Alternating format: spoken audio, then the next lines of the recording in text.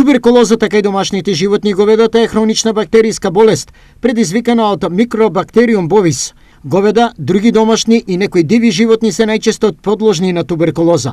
Неголемиот проблем кај ова заболување е пренесувањето на болести и на луѓето. Туберкулозата е болест каде што причинител е бактерија, микобактериум туберкулозис, кој што се среќава кај луѓето, и микобактериум bovis, кој што се среќава кај говедата. Оваа заразна болест карактеристично за неа е што некогаш може да се јави безсимптоматски, но обично симптомите кои што се кашлица, потоа апатија кај животните, покачена температура, животните слабеат и многу лесно може да се пренесе кај човекот доколку се конзумира месо и млеко кои што термички не се обработени.